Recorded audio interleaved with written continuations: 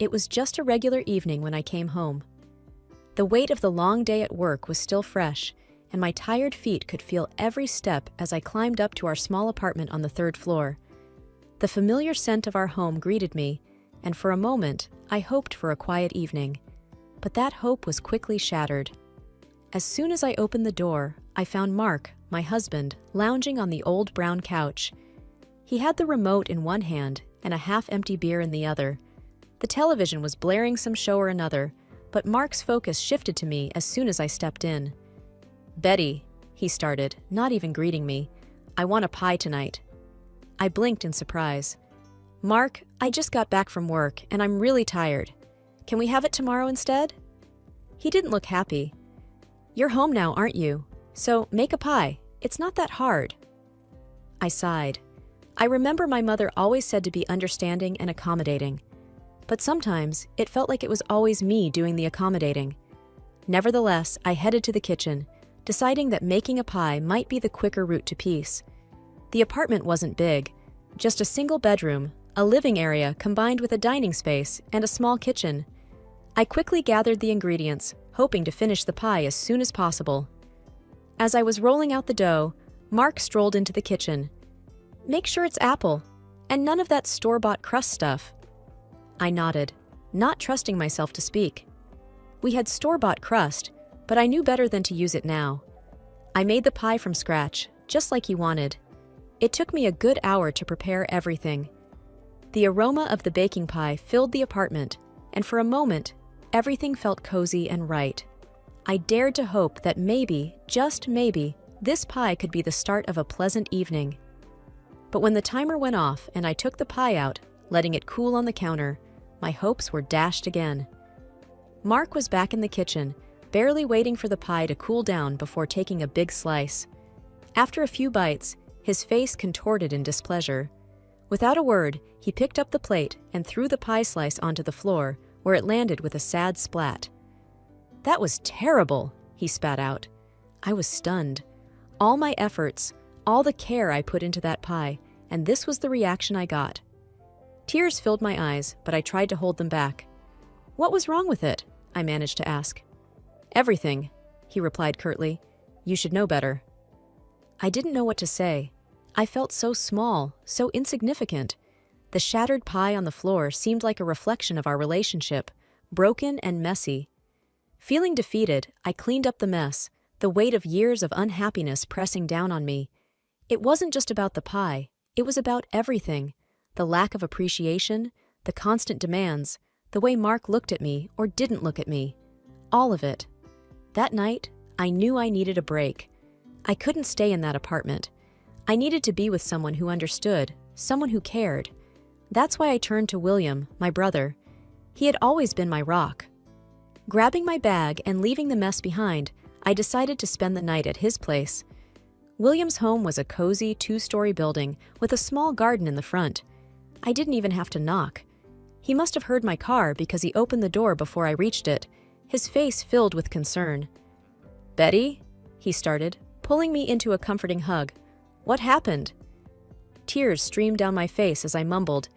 "He threw the pie, Will. The pie I made after a long day at work. He just threw it on the floor." William led me inside, settling me on the soft couch in his living room.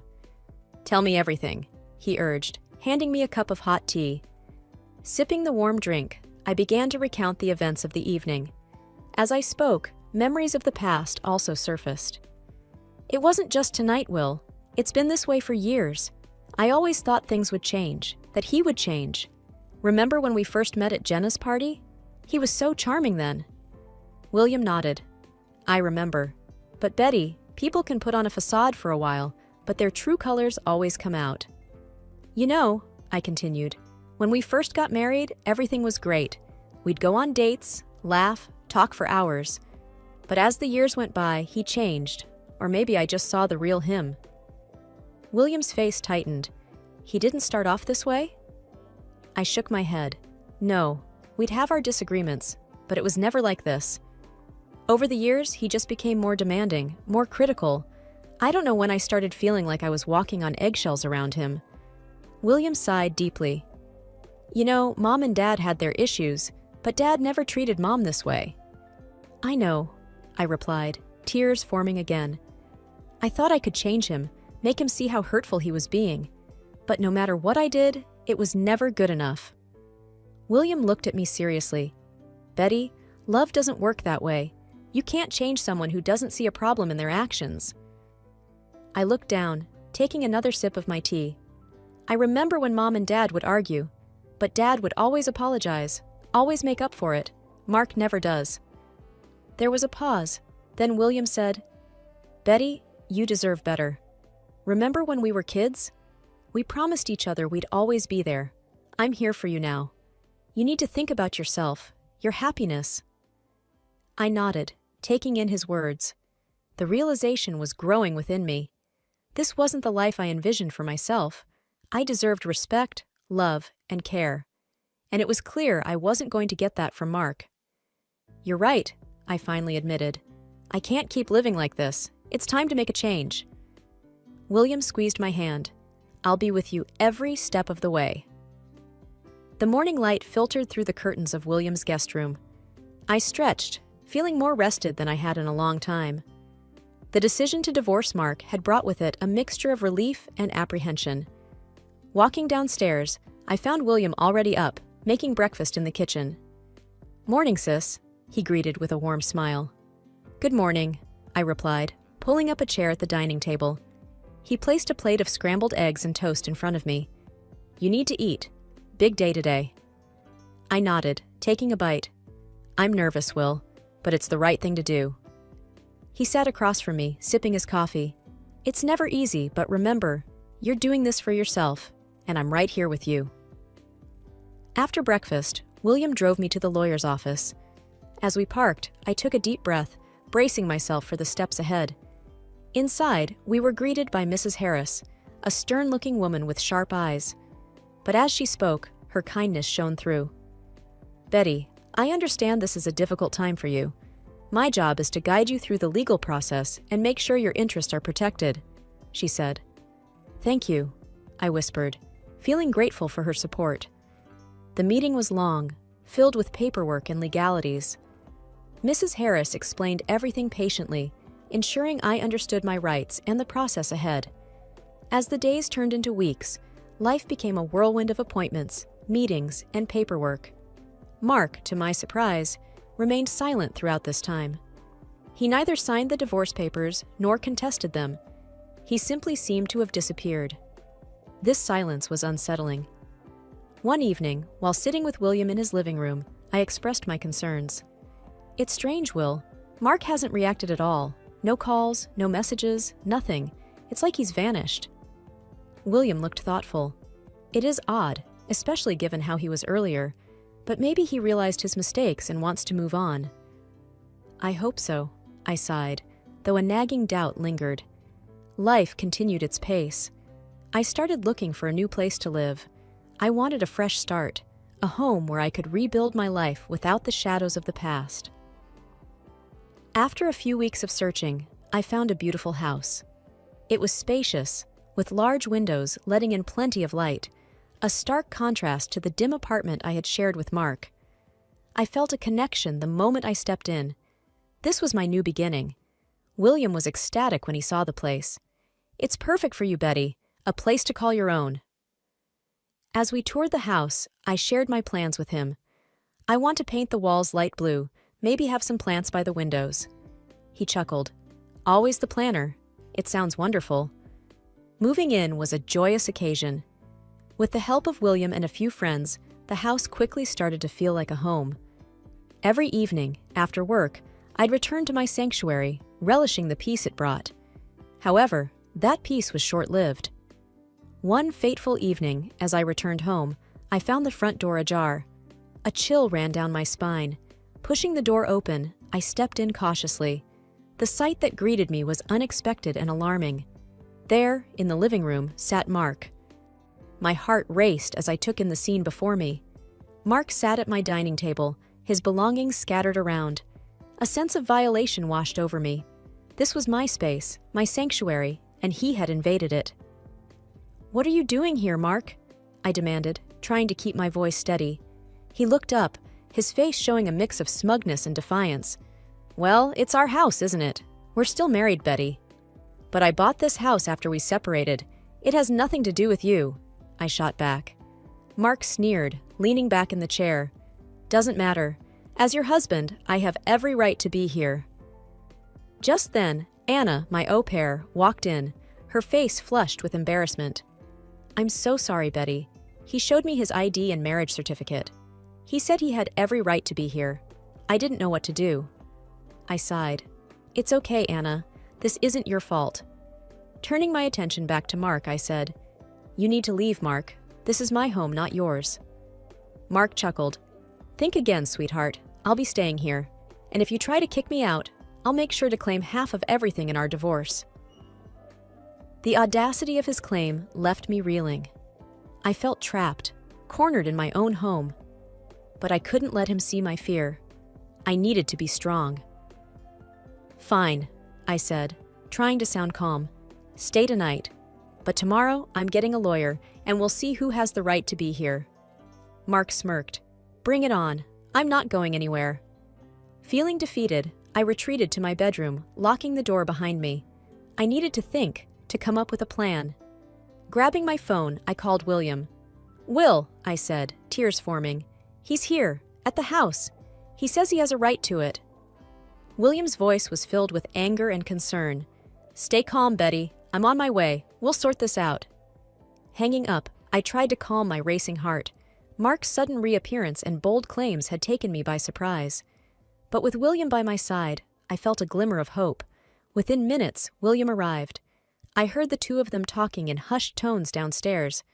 The tension in the air was palpable. After what felt like an eternity, William came up to my room. "Betty," he began, his face serious, "there's something you need to know. When we bought this house, I made sure it was in my name. I had a feeling Mark might pull something like this.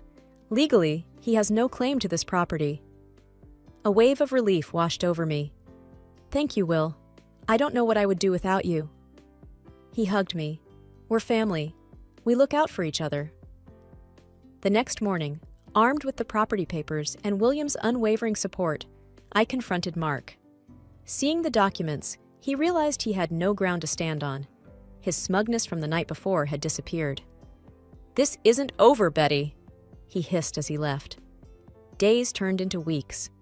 With every passing day, the intrusion by Mark felt more like a distant memory, but the threat he posed remained. William and I, however, weren't about to sit idly by. One evening, as we sat in the living room, William looked at me with a seriousness I had seldom seen. "Betty, I've been thinking. We need to be prepared for any moves Mark might make. He's unpredictable." I nodded. "I've been feeling the same. But what can we do?" William paused, taking a deep breath. "I've hired a private detective. I wanted to know what Mark's been up to since the two of you separated." I looked at him in shock. "A private detective? Will, is that necessary?" William sighed. "I just have this gut feeling. I want to make sure we have all our bases covered." I understood William's concerns. His protective nature was one of the things I cherished most about him. "All right," I conceded. "What did the detective find?" William pulled out a folder from his bag. As he spread the photos and documents on the table, my heart sank. The pictures showed Mark with various women. Some looked familiar from our past life. One document caught my eye, a police report filed by a woman against Mark. He did this?" I whispered, disbelief evident in my voice. William nodded gravely. "It appears Mark's activities haven't been on the straight and narrow. This could be our leverage. If he tries to make any more moves against you, we can use this against him." I felt a whirlwind of emotions: anger, sadness, betrayal. I can't believe he sunk this low. William put a reassuring hand on mine. "We'll get through this, Betty, together." A few days later, our preparation proved to be fortuitous. A letter arrived from Mark's attorney, making wild claims and threats about taking me to court for supposed shared assets and conjuring up fabricated tales about our life together. Reading the letter, my hands shook. But William, ever the pillar of strength, looked at me and said, "We're ready for this, Betty. We've got evidence. He can't intimidate us." With William's support, we met with Mrs. Harris again. As she read through the letter and went over the evidence we had against Mark, her face remained unreadable. After a long pause, she finally said, "We have a strong case here. Mark's claims are baseless, especially with the evidence we have. We'll counter this. Don't worry." Relief washed over me, but the idea of facing Mark in court was still daunting. William, sensing my anxiety, squeezed my hand. "We've got this. I won't let him hurt you anymore." The countermove was set in motion. Mrs. Harris swiftly drafted a response, highlighting Mark's activities and questioning the credibility of his claims. The ball was now in Mark's court. Every day after that was a game of wait and watch. William and I spent many evenings going over the possibilities, preparing for any scenario. Through it all, William's unwavering support gave me the strength to face each day. It was a rainy Tuesday evening. William and I were watching a movie when the knock echoed through the house. With a look of mutual surprise, I went to open the door. Standing there was a woman, soaked to the bone, her eyes red from crying. "Are you Betty?" she asked, her voice shaky. I nodded cautiously. "Yes, who are you?" She took a deep breath. "My name is Jenna. I was involved with Mark." My heart skipped a beat. "Come in," I said, motioning for her to enter. Once seated, Jenna began her story. "I met Mark a few months ago. At first, he seemed charming, but soon he started showing his true colors. I heard about you, about his past, and I thought I should come and warn you." "Warn me?" I thought. "What could be worse than what I already knew?" Jenna continued, tears streaming down her face. "He became aggressive, possessive. He said things about you, about how you'd ruined his life, and he wanted revenge." William's face darkened. "What kind of revenge?" Jenna hesitated, looking down. "He talked about ruining you financially, said he had friends who could make it happen." The room was silent for a few minutes, the gravity of Jenna's words sinking in. Finally, William broke the silence. "We need to do something about this. We can't let him continue to terrorize people." I nodded in agreement, feeling a newfound determination. We need to expose him, let everyone know who he really is.